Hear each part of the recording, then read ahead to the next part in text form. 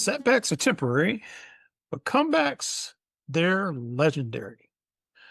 Welcome back to the PSI Effect, where we pause, we shift, and we ignite purpose that's bigger than your past. My name is Neug. I'm here with Franky. We are your hosts for this space. And as I said, welcome. Franky, talk to the people. Tell them what's going on. What's happening today? Man, what is not happening today? I mean, think about all the things we got going on personally and the things that we got going on in our families, or maybe at work, or maybe in just our view of what's going on in the world in general. And it can be kind of overwhelming, kind of thinking about what's going on out there. And that can lead to a lot of anxiety. Look at you segueing right on into our topic for the day, anxiety. That is the topic for today. And did you know that more than 40 million adults in the US live with anxiety? That's like 1 in 5. Man, And only about a third of them actually get help.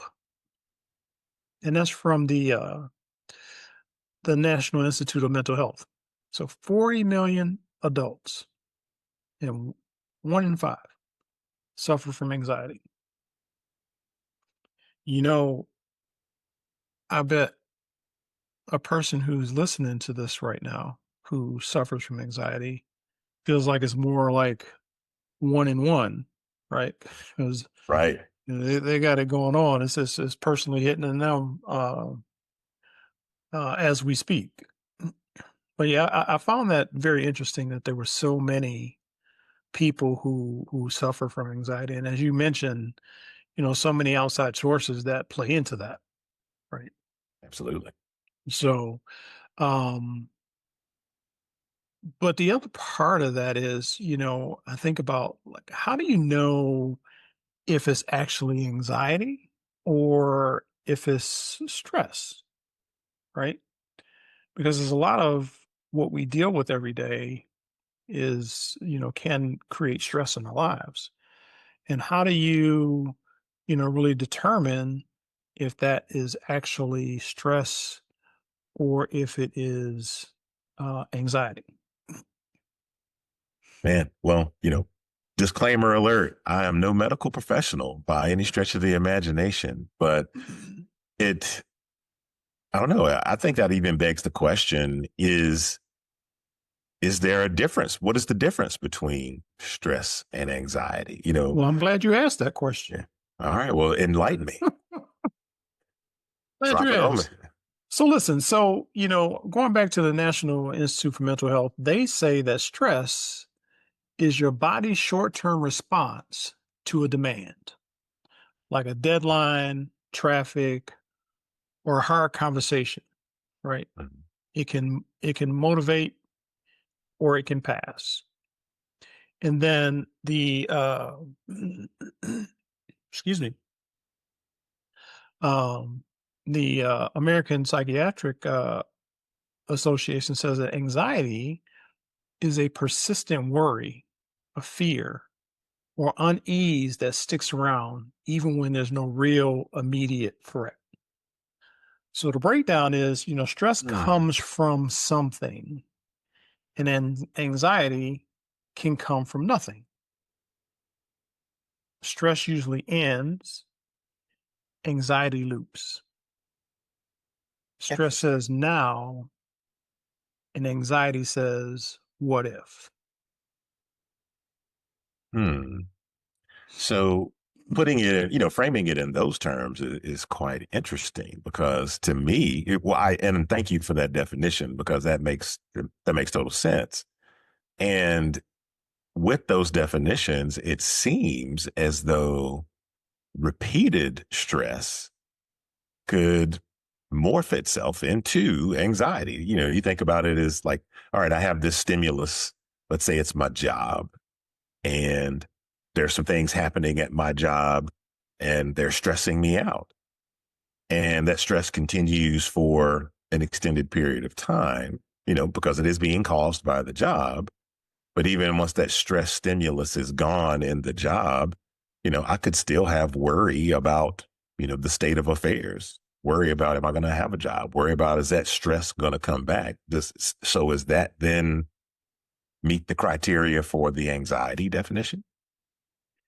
The way that you described it, I would I would say so. And like you mentioned earlier, I'm not a medical professional. However, I think that when you are in that stressful situation and you start to have those thoughts about, like you said, am I going to have a job? You start getting into those what ifs. What Mhm. if this happens? What if that happens? Right. So now you have, in my opinion, moved uh,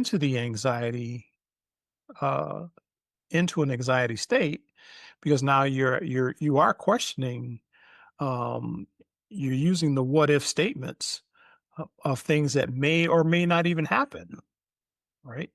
And I think that's kind of what some of the definition speaks to when it comes to anxiety, when it talks about that looping of the thoughts. Mm.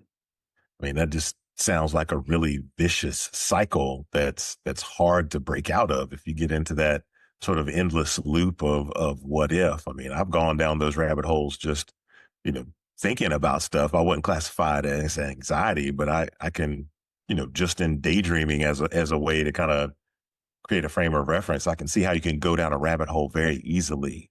And, if it's one related to anxiety, I can see how that could be very detrimental to somebody and, really impede their ability to function. Yeah, absolutely. The what if, I think the what if state is definitely, as you described, the rabbit hole, right? Because you what if this, what if that, what if the other. And so before you know it, you have all of these other uh, stressors playing in on you that have been, self-inflicted, right? Because you really don't know what's going to happen in certain situations, but just anticipating what you think will happen is, I think, like I said, part of that loop that you get into with the anxiety. And in my opinion, when you have that anxiety, I mean, it's just another form of stress, it will seem like, right? Because you're you're you're anticipating all these things that may or may not happen, which, in my opinion, create stress on yourself at the same time. So it's kind of like a double whammy, if you will. Mhm. It'd be interesting to have a professional come and talk to us about this topic to, glean a little bit more information. But, for the purpose of what we're talking about here, those stressors, I mean, those, the anxiety that we feel sometimes can be, self-inflicted. So as we talk about this, you know, what are some of the contributors that you think, or that you would think, that anxiety comes from? Hmm. Well, just to kind of to preface this, the way you described, stress feeding into anxiety and then dealing with that loop of anxiety causing additional stress. The visualization I just had was a snowball, like a cartoon snowball rolling down the mountain and just getting bigger and bigger and bigger as it continues to roll down, like the old school Bugs Bunny cartoons used to do. And, you know, just visualizing that from, the perspective of the human experience is absolutely terrifying, especially if you're caught in this loop. Because if you're caught in a loop, that means you can't move forward. You may feel like you go forward, then you're going back, and then you're forward, and then you're back. And it just really stagnates your ability to progress. So, I thank you for that notion and that visualization to kind of help me really get a better frame of reference and understanding for just how impactful, how negatively impactful, this state of affairs could be for a person. Um, but in terms of, self-infliction, I'll speak specifically on the stress side of things. Um, Sometimes our stress comes from not having enough variety in our space. So, prime example, I talked about work. Uh, sometimes people define themselves by certain things. A lot of times they define themselves by their work and what they do. So if our work is the only facet of our personality or of who we are, then problems at work just are more impactful because that is the major part of who we perceive ourselves to be. So being, having the ability to, put work down and have this other piece of my life over here that is totally separate from work and totally distinct from work, I think is one way we can avoid that trap of tunnel vision in terms of our self-identification. Well, yeah, and you talk about stress, and that's one of the contributors to anxiety, right? Chronic Mhm. stress. Um, Also, childhood trauma Mm. can lead to anxiety. Other factors that were mentioned are caffeine, uh, poor sleep, exposure to the news. Right, there's all kinds of things always happening in the news, For and sure. I could just see how folks could uh, go down that rabbit hole of what ifs, just listening to the news and all of the just all of the stuff that happens in the world and just the way that it's explained, and you know how some of the news articles or news media can just kind of suck you in a certain way, and they're not really giving you all the facts.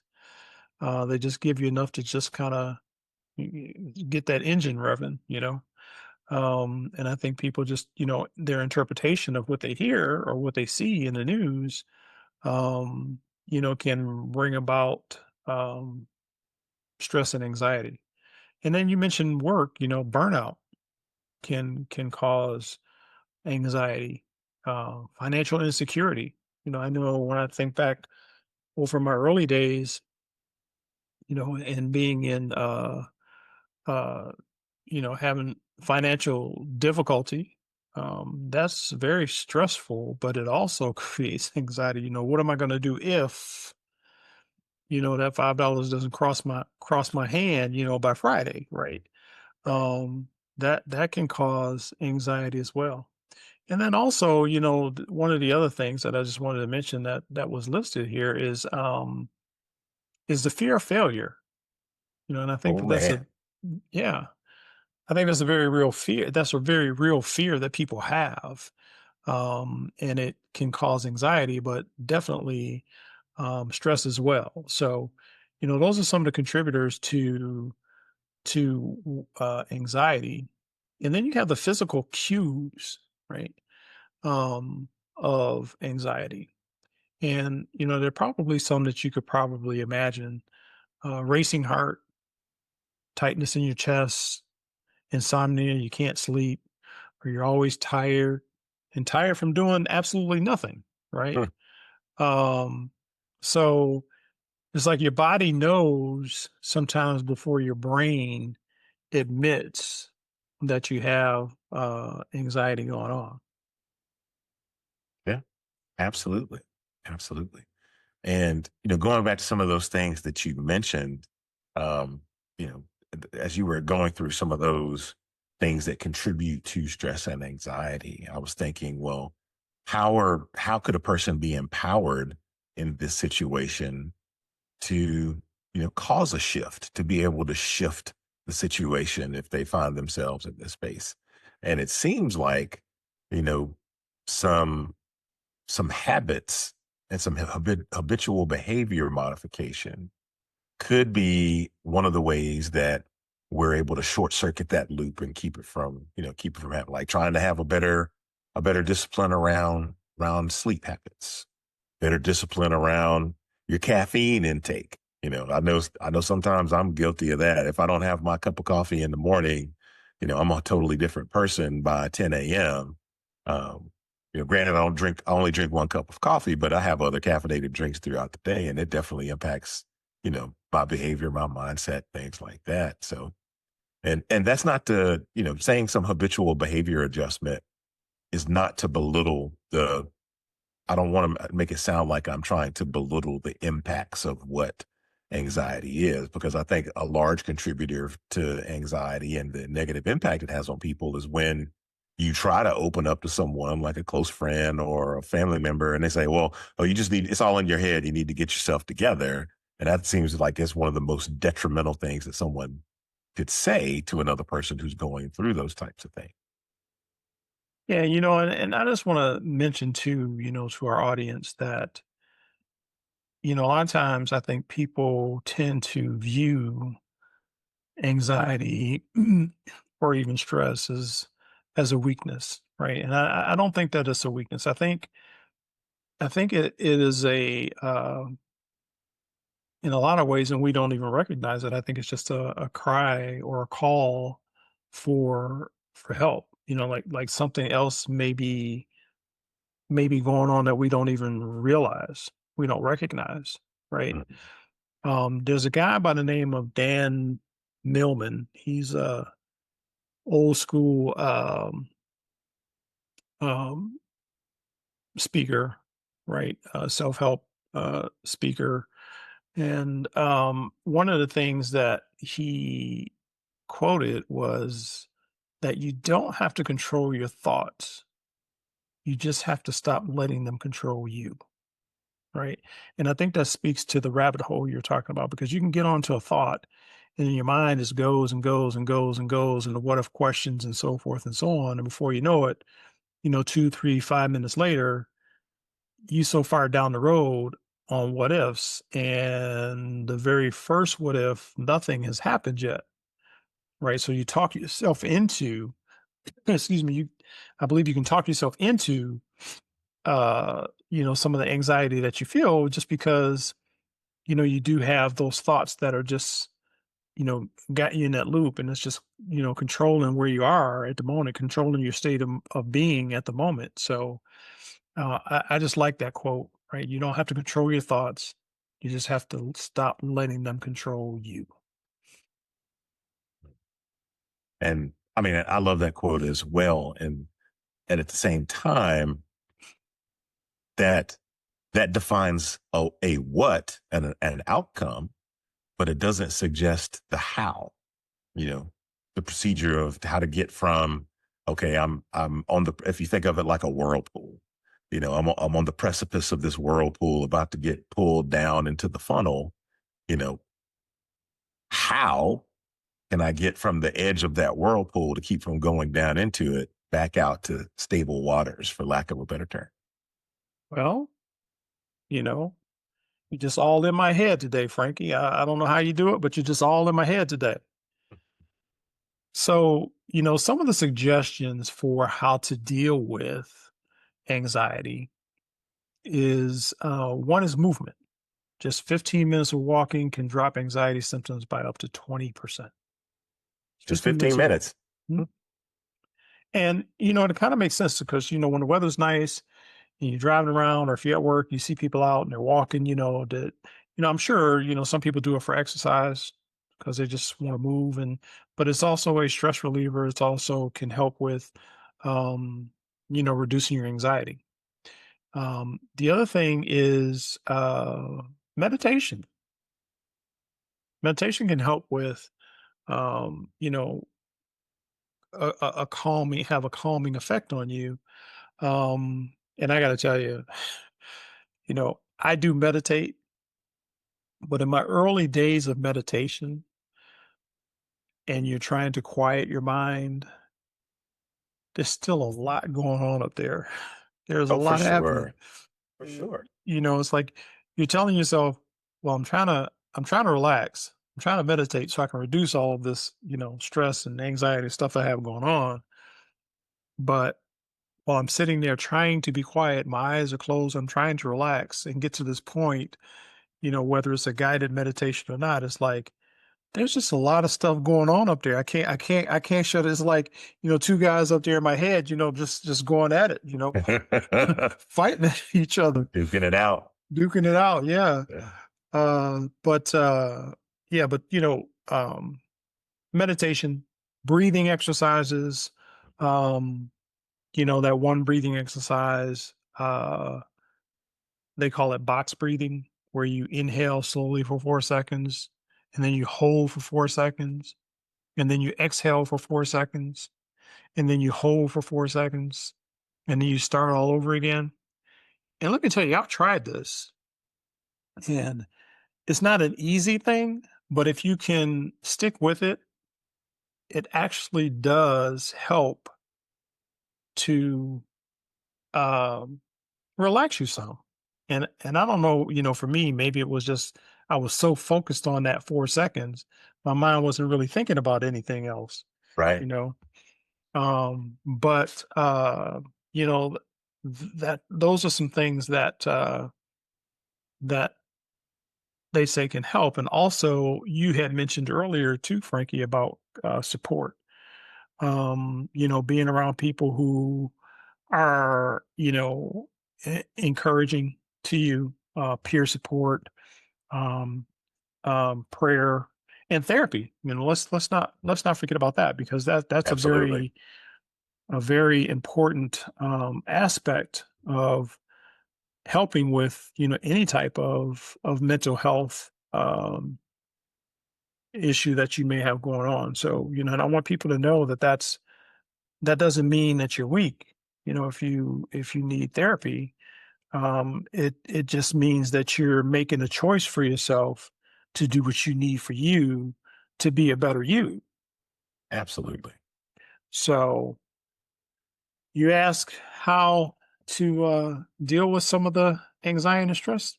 There you have it.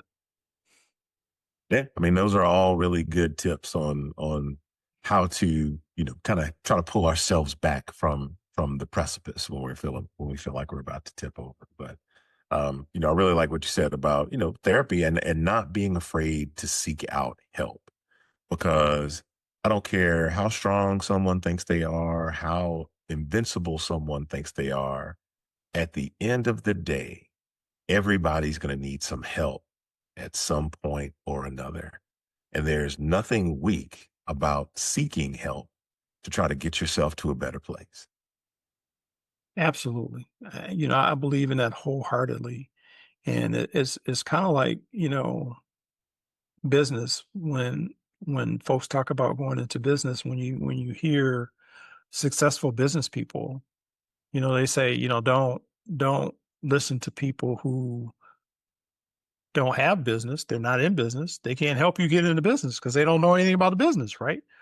And as much as we love our loved ones and people around us, you know, when it comes to things that deal with, mental health, as good intention as we may be, or as our family and our friends may be, they're just not equipped sometimes to handle the depth of, um, you know, treatment that we may need, right? They may not be able to help us with some of the things that we have going on. So I just want to encourage folks to make sure that, you give that some thought. Um, because like we said earlier, we're not medical professionals, right? We just talk about things that, have impacted us in our life. And hopefully we can help you, our audience, work through some things that you may be dealing with. And then, as we talk about this, Frankie, I just want to mention too that there is a staggering statistic that says that more than 77% of adults use avoidant behaviors to cope with anxiety. And I just want to encourage our audience to, um, give some thought to some of these. And, this may be you. And I know that, some of these I'm guilty, right? I'm guilty. And a few of them are ones are overworking, right? uh, Numbing with alcohol or binge eating, scrolling through Facebook, Instagram, whatever, um, and then isolating yourself, pulling yourself back from, friends, family, or some of those support mechanisms that you have. And then, shaming yourself, self-shaming for not handling things better. And I think that, that kind of goes back to, you know, not, being hard on yourself, because, mental health is not a sign of weakness, right? And getting help is not a sign of weakness, right? So, self-shaming is, more of a detriment than help. Just get help if you get to that point, right? So just take an inventory of what's going on in your life. Nobody can tell you whether you are at a point where you need help or not. I mean, you have to decide that, for yourself. But I just want to encourage you to do that, right? To do that. And if you need help from a loved one to help you do that, um, hopefully you have somebody in your life that's cares enough about you, that's trustworthy enough to actually help you get on that path to where you can get somebody to help you out. Absolutely. Don't be afraid to reach out. Well, so that brings us to, what can we do? We've kind of talked about this already. And for my audience, this is just my show notes that I have here. We've talked about therapy.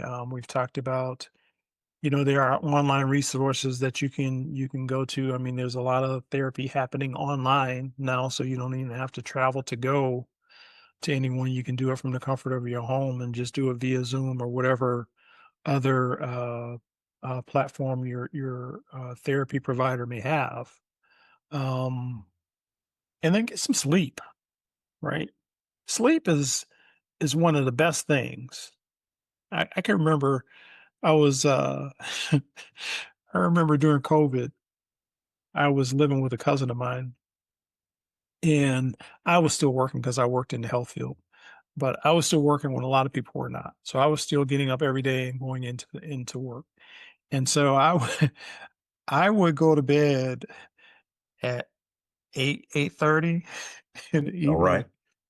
and my cousin would be like, "You going to bed now?" I'm like, "Yeah, it's not even dark yet. It's still light outside."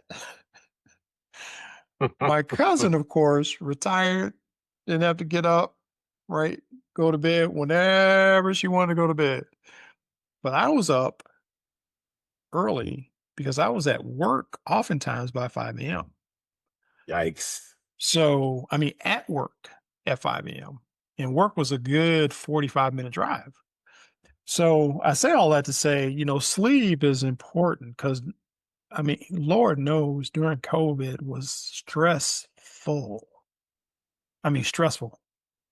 And sleep, I think a lot of a lot of the sleep that I received really helped because there were some challenging days. Um, and then, along with sleep, I would say, hydrate, right? Hydration, a lot of issues, headaches and so forth, because of lack of hydration. So um just some things that you can think about that you can do to kind of help yourself, and think about meditating as we've talked about. So Yeah, what do you I like think, that. Frankie? Yeah, I like that, Nuge, especially, with those things that you mentioned, it really drives home the fact that, you know, you don't have to hit a home run this at your first swing of the bat trying to solve this problem. There are small things that you can do that kind of stack up to give good benefits along this path towards, addressing the issue. So, the one thing I would want our audience to take away from this is that, you don't have to solve the problem the first time right away. You can do a little bit at a time, see how things go, and make small adjustments to see how you can progress. Absolutely. And like I said, man, you're in my head. You're in my head, Frankie, you're in my head. One small thing that you can do, right? Decide, make one anxiety reducing decision this week, no matter how small it is. If it's getting more sleep, if it's hydrating, if it's meditating, if it's, reaching out for help. I mean, just decide to do one thing that will help you on this journey to alleviate the anxiety that you may be feeling.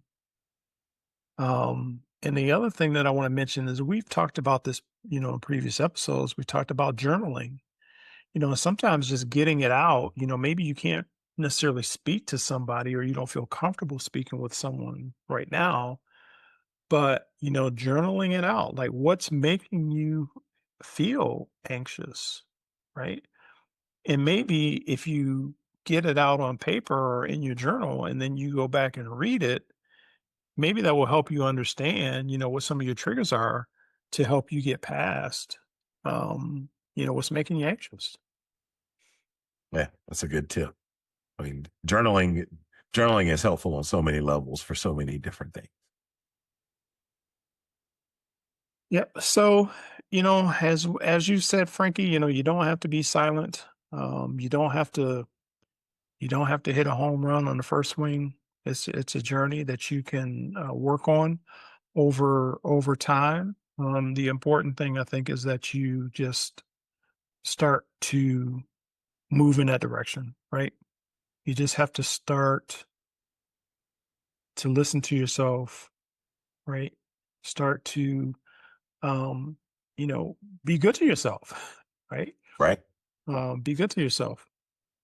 And by all means, if you need help, get help. Yes. Yes, indeed. All right. Well, that brings us to the end of this session. This is a very good topic, I think, today, Frankie. Glad that you were here with us to share. And thank you to the audience for being here and listening to our podcast. Hopefully, we would have given you some things to think about, some things that may help put you on a path to alleviating your anxiety and some of your stress in your life. Just remember, as you go through the week, setbacks are temporary, but comebacks, they are truly legendary. And until next time, rise on purpose. Thanks for joining us on this episode of the PSI Effect podcast. This show doesn't happen without you, and you can connect with us via Spotify, iHeartRadio, or wherever you get your podcasts. Visit our website at thisispsipod.com and find us on YouTube and social media at This Is PSI Pod. That's at This Is PSI Pod. Until next time, remember, be brave and rise on purpose.